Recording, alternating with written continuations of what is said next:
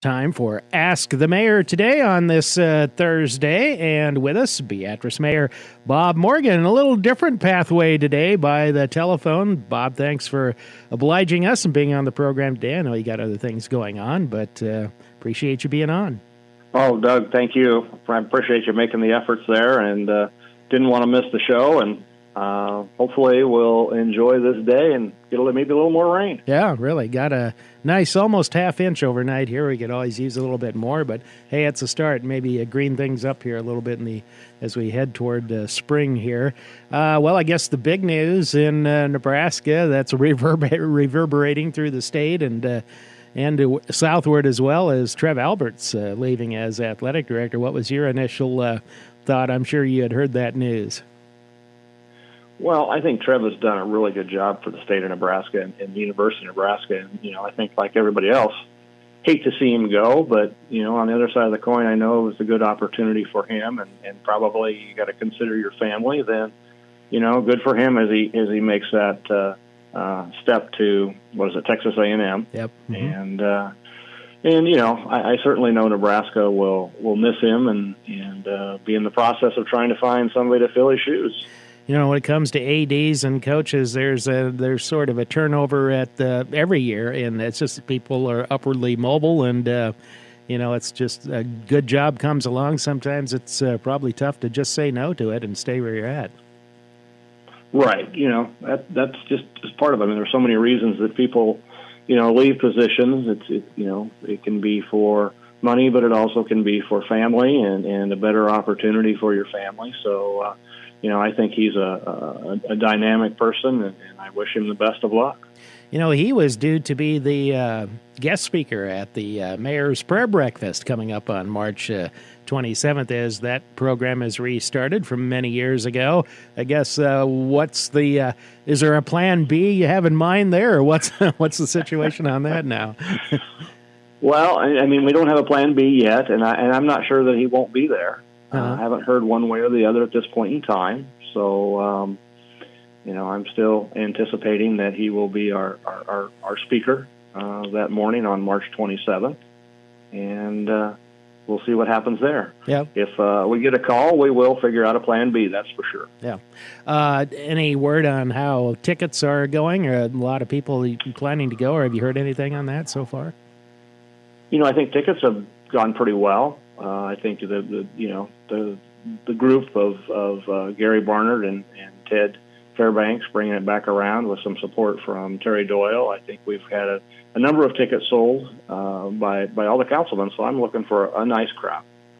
And a great thing about that, the proceeds going to the FFA chapter that's restarted at Beatrice High School and the ag program out there, which was kind of a neat thing this year to get that going again, because I believe that was the initial chapter chartered in Nebraska long ago, if I remember right.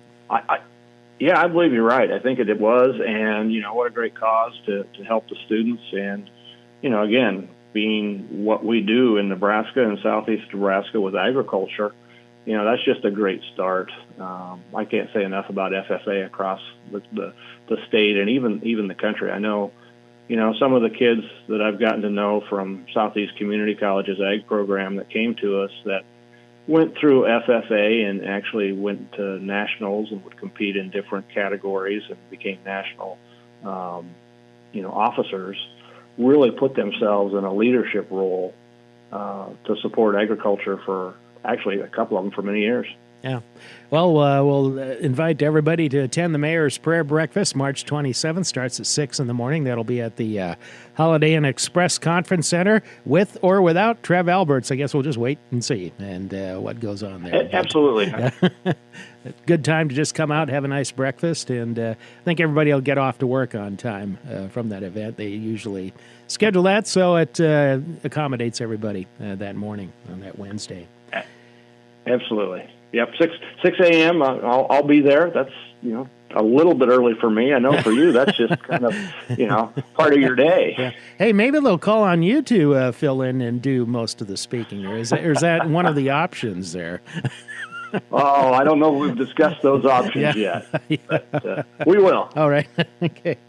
Well, let's move on to some other topics today. One of them, and I had not really heard about this until yesterday's Board of Public Works meeting, that one of the things that was going to be taking place this year following the water main work that was done on Court Street the past year is that the state of Nebraska was going to come in and resurface most of, or quite a bit of US 136 or Court Street through the downtown area, but that apparently now has been rescheduled. Was that something that you knew was kind of in the works out there, or does that kind of catch you by surprise, maybe just a little bit?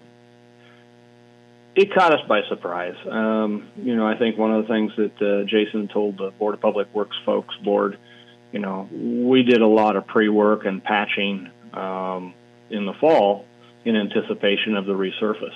And so we kind of put some projects off and we moved those projects ahead. So we were ready on our end for the state to come in and do a good job of resurfacing. So it kind of caught us off guard. We got those projects done, and we'll have to probably reevaluate because I think it's tentatively set for 2027 now. I look at it as kind of a double-edged sword. We got those projects done, and so that helps us, I guess, in the long run down the road.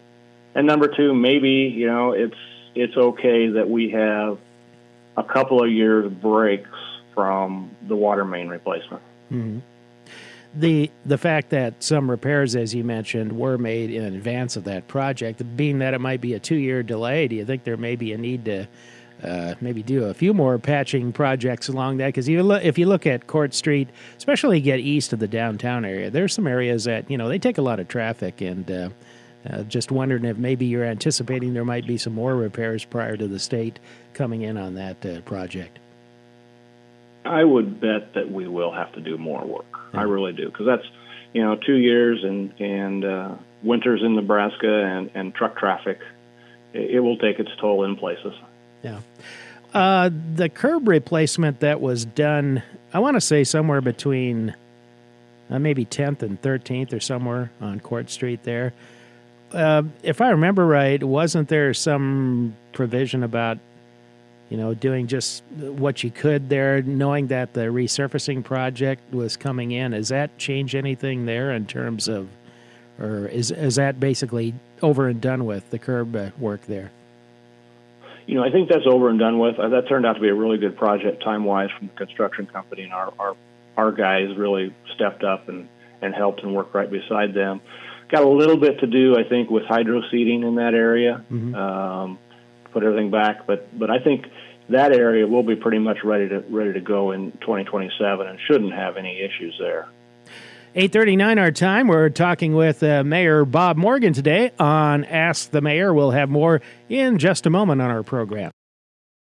We're back on Ask the Mayor today with Beatrice Mayor Bob Morgan, speaking with the mayor by phone today on our program. We're talking about, before the break, the highway resurfacing project being delayed a couple of years. One of the things that's going to be coming up pretty soon, and this was discussed at the Board of Public Works meeting on Wednesday, is the intersection work at 33rd and Lincoln near the new Beatrice Pre-K to Elementary School, which is scheduled to open this fall.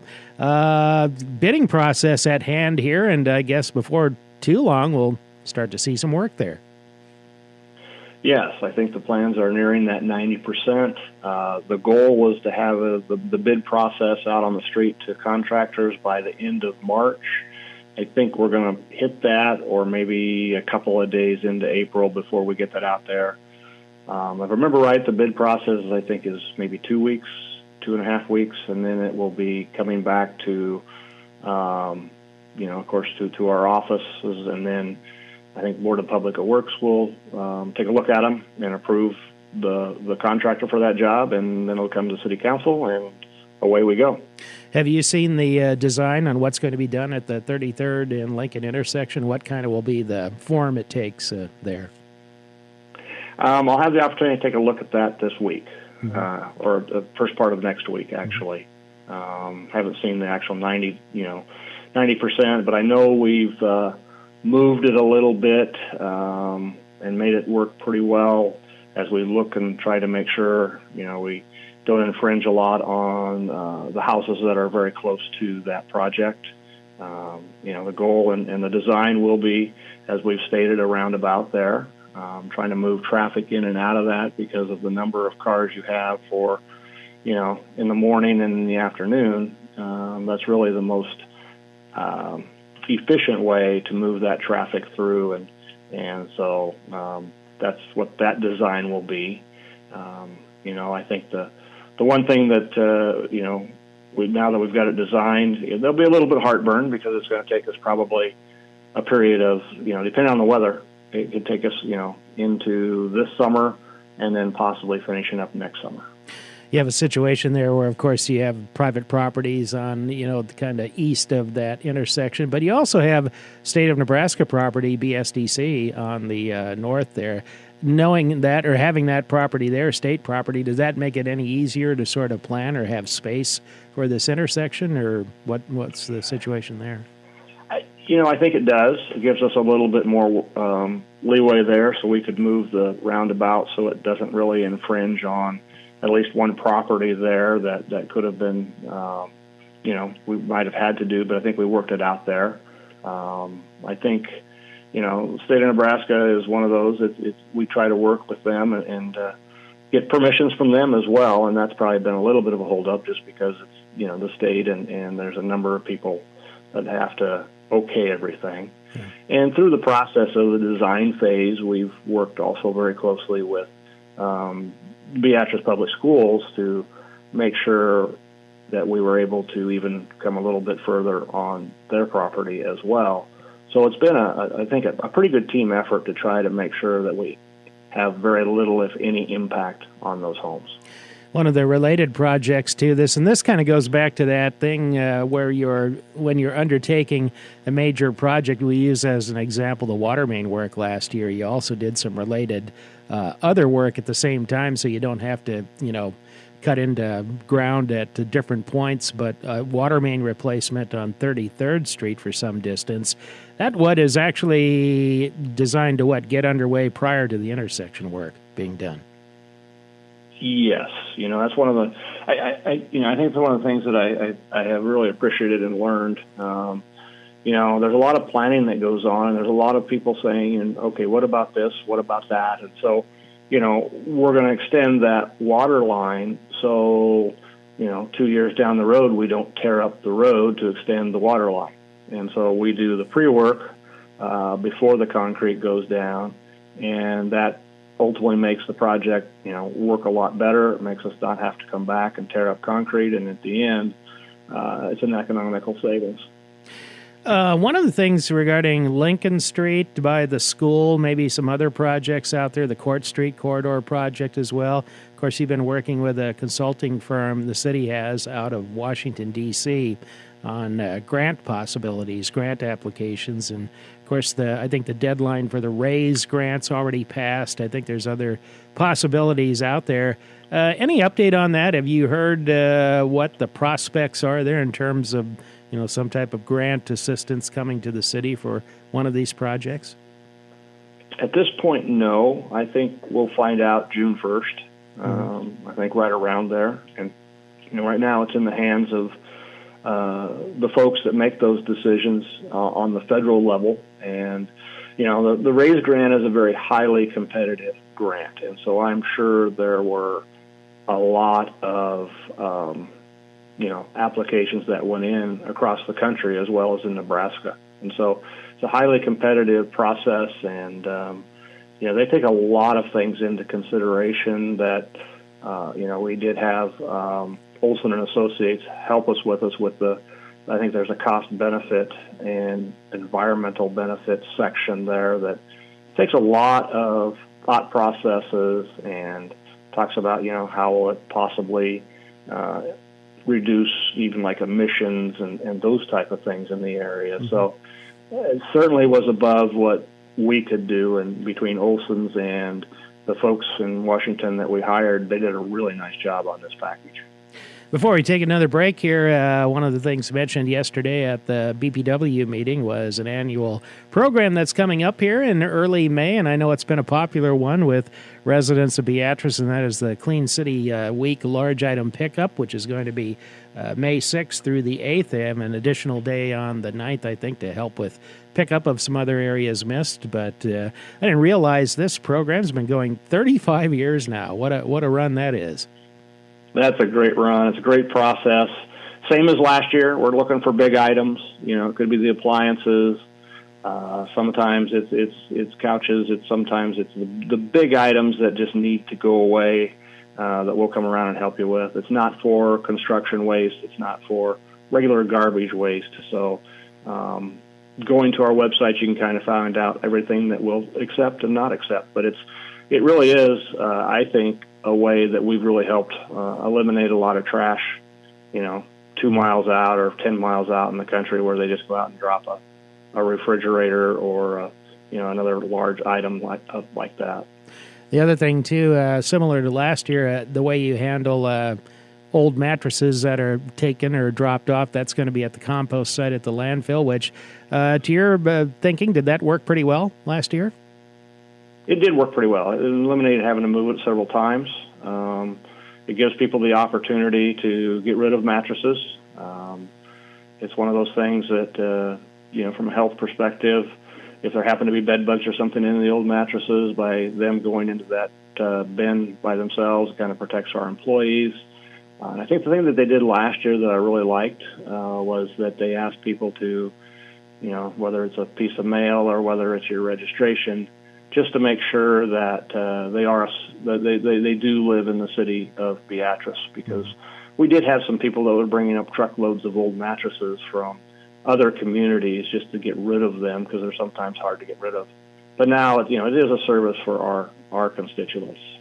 Not every community does a program like this, and I know there is a little bit of expense. I think in the past it's probably somewhere in the range of $10,000 to $15,000 of expense a year. But even with that, do you think it's worth continuing over the long haul? And who knows, maybe another 20, 30 years with this program? Absolutely. I think it's one of those nice things that we can do for the community. And I think it helps keep our community a lot cleaner than what it would if we didn't do it. We're speaking with Mayor Bob Morgan by telephone today on Ask the Mayor. We'll come back and we'll wrap up our program here in just a moment. Back on Ask the Mayor today with Mayor Bob Morgan by telephone today as we finish up with a few topics here. Notice from your Facebook page on the city that the yard waste program that you conduct through the solid waste part of local government starts April 3rd for the season. I think you can sign up online or you can call the city office to do that. I think it's like a $10 monthly charge or somewhere thereabouts. But another service there where you can get, I believe, the grass and leaves hauled away. They don't have to take them away. I think there are some certain things prohibited in there, but that's a pretty good service too. It really is, yeah. I think it's right around that $7 to $10 a month. Mm-hmm. I think. And if you think about that, I think it's a month. Yeah. And so by the time you mow your yard and they come pick it up and you save your trip out to the landfill. That's a pretty economical program for folks that want to get rid of their grass clippings because they don't go in the regular trash. They have to go into the compost area. And so it's been one of those services I think we provided for a number of years, and we continue to do that because I think it is a nice service. Mm-hmm. And it really helps homeowners that bag, but then they go, oh, gee, what do I do with my grass? Yeah. And we come by and pick it up. I think it's on Wednesdays, if I'm not mistaken. Yeah, April 3rd is the start. I think it lasts through the month of October, so that covers the spring and summer season. I think the only caveat, if I remember right, it's not something you can jump on and jump off during the year. Once you're into the program, you have to, stay with it for the entire year? That is true. Yeah. So, even if you would join in May, you'd have to pay April's bill. And if you decided to quit at the end of September, you still would have to pay October. So it is a monthly fee from April through October commitment.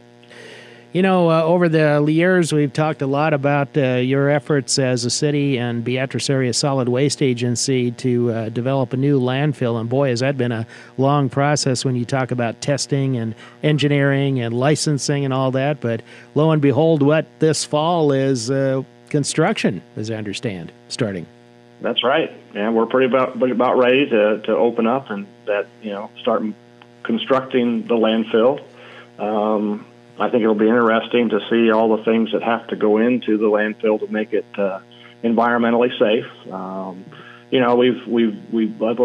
piggyback we did about 5 years ago, probably, that extended the life of the landfill we have now. So, the nice thing is where we're building it across the road from the landfill now, I think we have the opportunity to have about 60 or 75 years of space based on like 6 or 7 cells or sections that they'll start and close out. So that puts us in, a couple of things. It really puts us in a pretty good spot. Not a lot of people have a landfill, and it does give us the ability to make sure that for 60 years we're in good shape for the city of Nebraska or city of Beatrice, and we don't have to, rely on a transfer station or another landfill 50, 60 miles away. Now, design on, I think it's Southwest 32nd Road, if I remember right. Is that to be the main entrance to there? I am assuming that's what serves a dual purpose for both the new landfill and the construction and demolition waste side. Is that right? That would be my guess, yes. Okay. So we'll wait and see how that all works out, I'm sure. And that, of course, is right across from the Sumner Street intersection there, if I remember right, or in that that same area. Yeah, right in that area. Yep. Yep. Couple more things to wrap up our program today. You have a council meeting coming up on Monday night. One of the agenda items is a second round vote on annexation of some property acquired this past year as part of the industrial park, and I know there was a rezoning on that earlier. What's one of those things you have to go through on 3 separate readings, if I remember right? 3 separate readings brings the Schwarzkopf property, what we call it, or the addition to the industrial park into the city. And then that, like Tobias and everybody have said for a couple of times, is that allows us the tool of tax increment financing or TIF financing, so that when an industry comes to town and says, well, what can you do for us? We're coming to town and we're going to have X number of employees. We have the opportunity to use that tool to offset some of the property tax that they do and help them save them some money so that they do come to the city of Beatrice. Mm-hmm. The other thing, too, and we've talked about these on just kind of update reports in the past, you have 3 committees that are chaired by city council members that are working on major initiatives. One of those has to do with, the Dempster property, the vacated, condemned property. Of course, you want to long-term remove that, and it's a long process. But I understand there's a little bit of an update there as far as you have to be, the owner of the entire property at some point. That's true. We do have to be the entire owner. I think we're narrowing in on getting all but 1 parcel left to purchase, so we're getting very close to being the owner of that property, so we can really kind of move forward. And that committee has worked really hard to also try to figure out what grants might be out there to help us. And it's really kind of funny. There's a lot of grants, but to find a grant to help you demolish a building such as Dempster's is few and far between. But we keep looking really hard to find out how can we find a grant that's going to help us take down that massive building. Do you foresee any of the other individual buildings being taken down maybe at the rear of the property this year? I know one of them was taken down this past year. Well, I really don't know. Mm-hmm. That one, we'll just have to study and see how that works out. Mm-hmm. Of course, we would love to continue to work on that process, and we also will take a look and see if safety makes it necessary. One other quick note before we wrap up today, one of the other committees deals with downtown redevelopment, and that is chaired by Councilman Terry Doyle. I know one project you have this coming year, and that's the reworking of that 1 block or short block section of Ella Street to 2nd near the museum. The goal there is kind of make it a little more, first of all, I know this fix the street, but make it a little more of a a demonstration project mainly for the rest of that area? Right. It's kind of going to be more of a demonstration area to take a look at what Court Street could look like if the highway gets moved by a block. And also trying to figure out how to make it a little more, pedestrian friendly. So it's really a demonstration. We've got grant funds to do it, to take a look at a trial run of what maybe the future would hold.